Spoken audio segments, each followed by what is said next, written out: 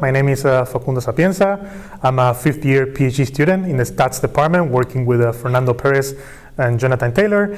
My research focus in glacier modeling and ice flow.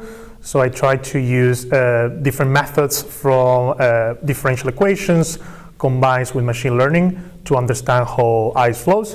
And the idea of my project is trying to use information from these remote sensing data combined with some physical priors we put in this system in the form of differential equations. So we kind of understand what are the equations governing ice flow. So the idea of this project that I have been working during the last couple of years is try to learn these missing parts in the physics of the glaciers. So by looking at many glaciers at a global scale, again, think about these 1,000 glaciers in the world in a given region. What can we say about, for example, how different climates affect different parameters on glacier flow?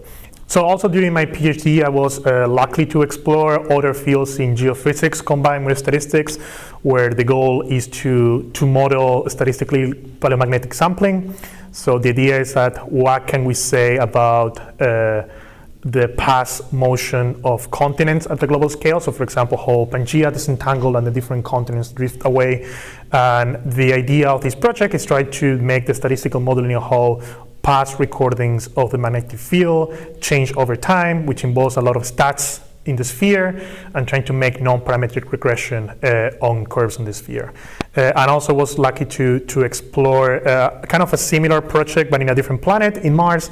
So I also engaged in a collaboration here, also in Berkeley, about trying to understand Mars magnetic space and how Mars magnetic field is affected by the solar wind. Like, I think that's kind of the things that I like to work on, like intersection of geophysics, where you have like inter-scientific applications either to Earth or planetary science or climate sciences combined with machine learning and statistics. So yeah, I mean, I was very lucky to spend these last almost 5 years in Berkeley. Scientific computing is like a very important piece in modern science, especially when we're talking about machine learning and very complex models combined with big data sets.